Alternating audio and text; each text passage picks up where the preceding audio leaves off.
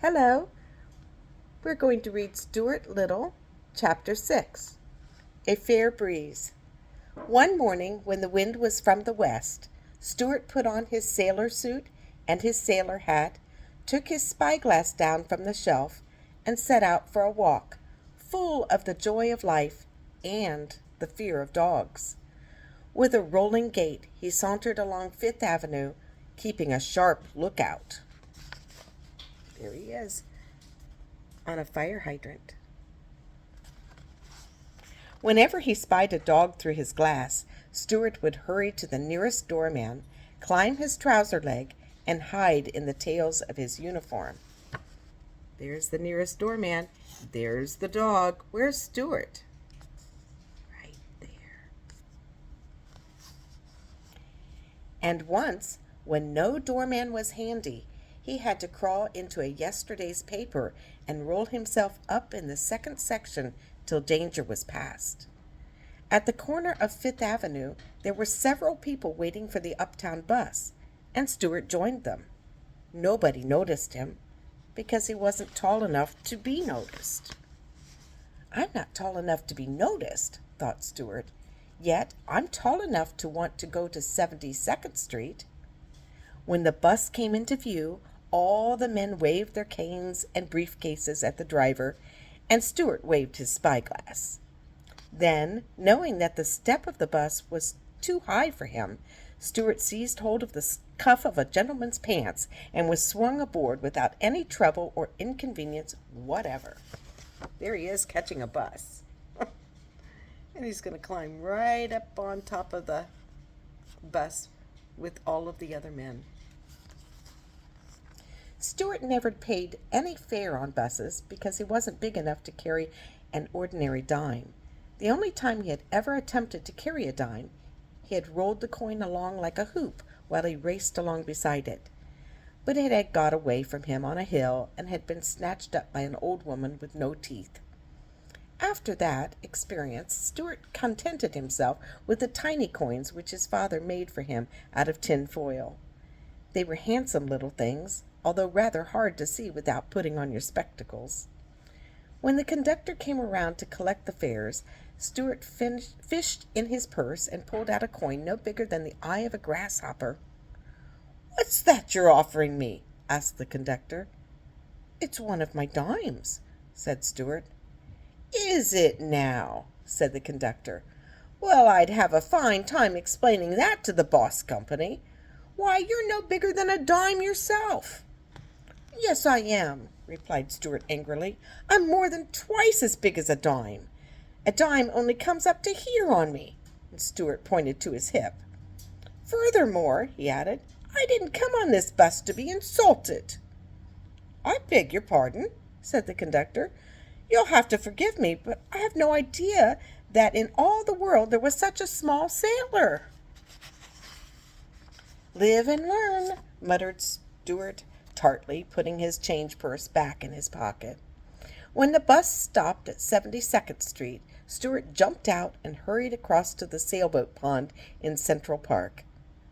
Over the pond the west wind blew, and into the teeth of the west wind sailed the sloops and schooners, their rails well down, their wet decks gleaming. There he is. See the pond and all the sailboats?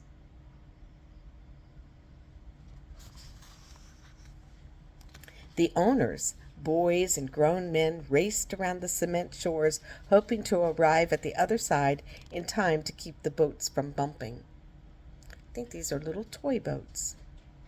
Some of the toy boats were not as small as you might think, for when you got close to them, you found that their mainmast was taller than a man's head, and they were beautifully made, with everything ship-shape and ready for sea. To Stuart, they seemed enormous, and he hoped he would be able to get aboard one of them and sail away to the far corners of the pond. He was an adventurous little fellow and loved the feel of the breeze in his face and the cry of the gulls overhead and the heave of the great swell under him. As he sat cross-legged on the wall that surrounds the pond, gazing out at the ships through his spyglass. Stuart noticed one boat that seemed to him finer and prouder than any other. Here he is with his spyglass looking across the water. A spyglass is kind of like a binocular. Yeah.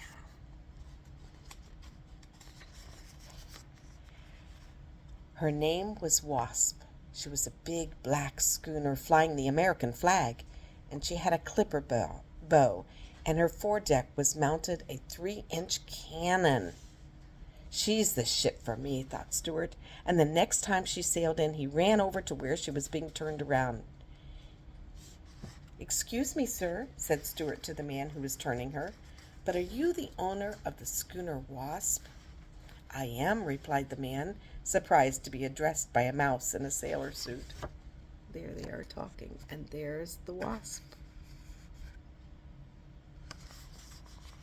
"I'm looking for a berth in a good ship," continued Stuart, "and I thought perhaps you might sign me on.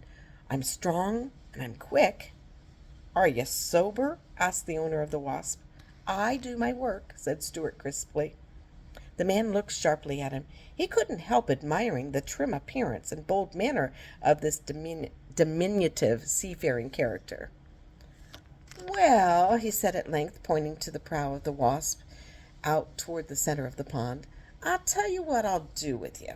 You see that big racing sloop out there?" "I do," said Stuart. "Then that's the Lillian B. Womrath," said the man, "and I hate her with all my heart." "What?" "Then so do I," cried Stuart loyally. "I hate her because she is always bumping into my boat," continued the man, "and because her owner is a lazy boy who doesn't understand sailing and who hardly knows a squall from a squid." "Or a jib from a jibe," cried Stuart. "Or a luff from a leech," bellowed the man. "Or a deck from a dock," screamed Stuart. "Or a mast from a mist," yelled the man. "But hold on. No more of this. I'll tell you what we'll do. The Lillian B. Womrath has always been able to beat the Wasp's sailing, but I believe that if my schooner were properly handled, it would be a different story. Nobody knows how I suffer, standing here on shore, helpless, watching the Wasp blunder along, when all she needs is a steady hand on her helm. So, my young friend, I'll let you sail the Wasp across the pond and back, and if you can beat that detestable sloop, I'll give you a regular job." "Aye, aye, sir," said Stuart, swinging himself aboard the schooner and taking his place at the wheel. "Ready about." "One moment," said the man. "Do you mind telling me how you propose to bear the other boat?" "I intend to crack on more sail," said Stuart. "Not in my boat, thank you," replied the man quickly. "I don't want you capsizing in a squall." "Well, then," said Stuart, "I'll catch the sloop broad on and rake her with fire from my forward gun." "Foul means," said the man. "I want this to be a boat race, not a naval engagement." "Well, then," said Stuart cheerfully, "I'll sail the Wasp straight and true, and let the Lillian B. Womrath go yawing all over the pond."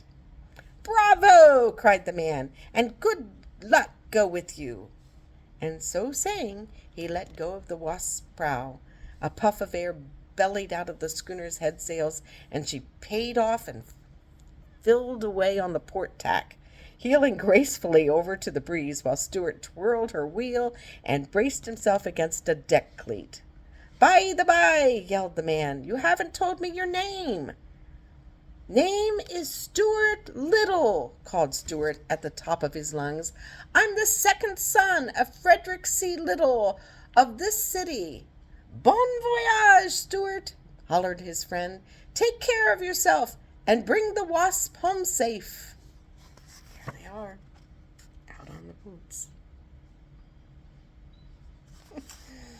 "That I will," shouted Stuart, and he was so proud and happy. He let go of the wheel for a second and did a little dance on the sloping deck, never noticing how narrowly he escaped hitting a tramp steamer that was drifting in his path. with her engines disabled and her decks awash. Well, that's the end of chapter 6. And you can tell I don't know a lot of words from sailing. I'll have to brush up on that. That's it for today. Have a good one.